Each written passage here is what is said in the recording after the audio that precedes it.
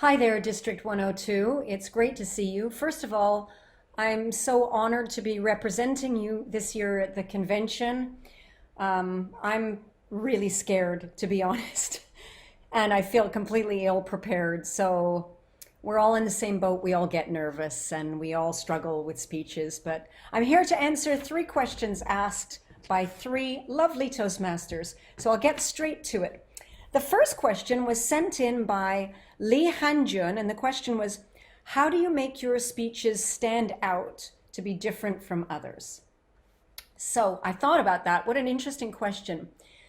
And I think that the key to making your speech stand out and be interesting from others is to notice interesting moments in your life as they happen and take note of them. When there's something that's really cool that you see or that you experience, make a note of it, because chances are if it's really cool and interesting to you, it will be to other people too, and you can revolve a whole speech around it.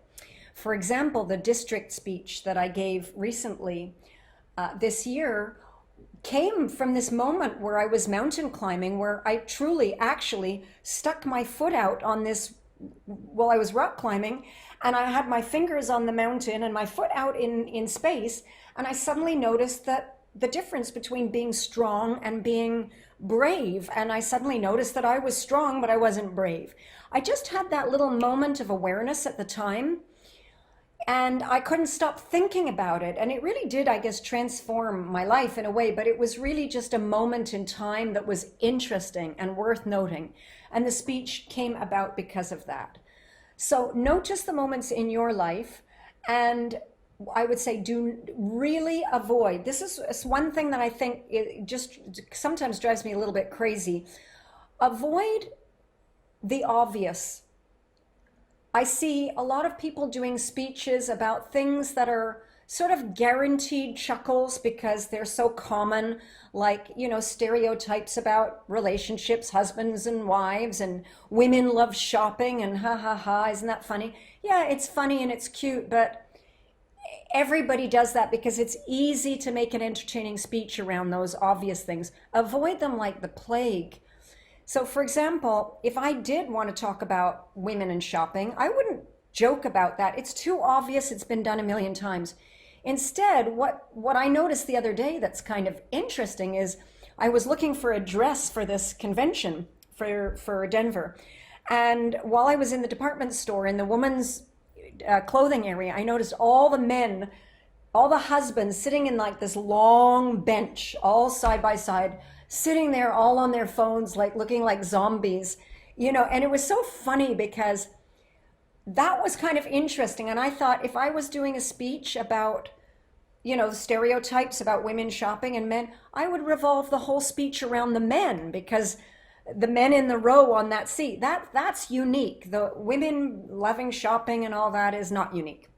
So avoid the obvious and remember the moments that are interesting to you in your life. There's question one. Thank you very much for that, Hanjun. Second question that I'll answer was from Jet Co. And the question was, how do you have such good humor when you gave the humorous speech? I tried to give humorous speech, but I just can't give out that humorous vibe. Okay, thank you for that question. First of all, I would say don't try to be funny. I've heard speakers saying to me things like, go and look up jokes online about the subject. For me, I would say, no, no, no, no, no.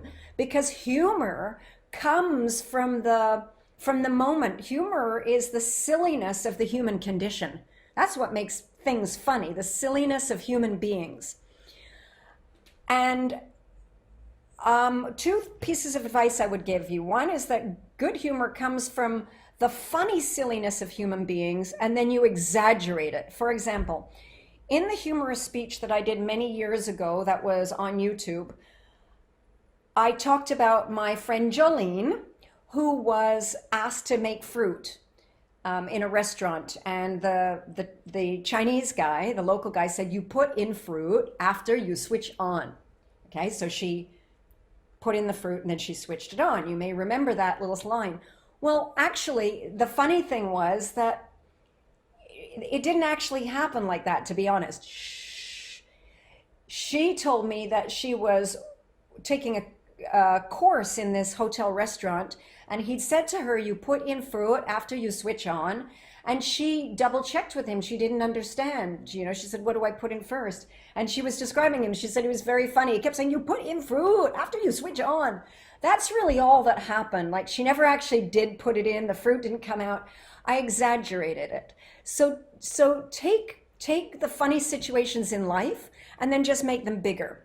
And the second thing that I always do is on my phone, I'm going to show you, okay, in my Samsung Notes, yeah, I don't think you can see that. Okay, in my Samsung Notes, I have a little category called stories. And every time something funny happens or interesting, or I even read something or I experience something, even have a funny thought, like the guys sitting on the bench, that went in there. I just stick it in that little story file in short form, you know, just a few notes so that but enough that I'll remember like 2 years later. Sometimes I forget them. And then if I'm giving a speech, sometimes I just go through that and it jogs memories of funny little things that happened. But humor is not, don't try to be funny. Don't, for God's sakes, don't make jokes. Look at the funny, silly side of life and exaggerate it. And keep a record in your phone. Okay, third question. Third question was from Khalid Idris. He said, do you have a good luck charm or a quirky routine that you use before contests? I have a routine, and it comprises 4 things. First of all, and this is especially true if the competition is in the daytime, especially the morning, exercise first thing. Because you see in the morning, one thing that can give you the edge is energy. A lot of speakers are kind of calm in the morning, and sometimes so are audiences. So exercise a little bit. Number 2, I do a lot of low, deep breathing. You know, I get my breath down. And that's from my days when I was a professional actor. I get my voice down. I get my voice low. I get my breathing low. And that gives me the power that I need and the calm that I need. Third thing, at the competition, when I'm waiting for my turn, I sit on the edge of my seat. I never lean back because it sucks my energy now. I sit on the edge of the seat as though I cannot wait for my turn. And the last thing I do that's the most important, I focus on the audience. I take a scan, sometimes many scans. I look at all those people and I connect them to what I'm going to talk about. And I remind myself, I'm doing this for them. I'm doing it because I think they will value from it. And I look at them and I see them and I say a little prayer, please let me serve them. So I make it very much connected to the people that I can see all around me sitting there. So those are the 3 answers. Just to summarize the last one. Yeah, exercise, breathing, sit on the edge of the seat, and focus on the audience. Okay, I've gone way longer than the 5 minutes I was supposed to. Thank you so much for the nice comments. I hope to make you proud. I am scared out of my mind. Wish me luck. I'll come back and I'll tell you everything I learned, and looking forward to seeing you soon. Bye.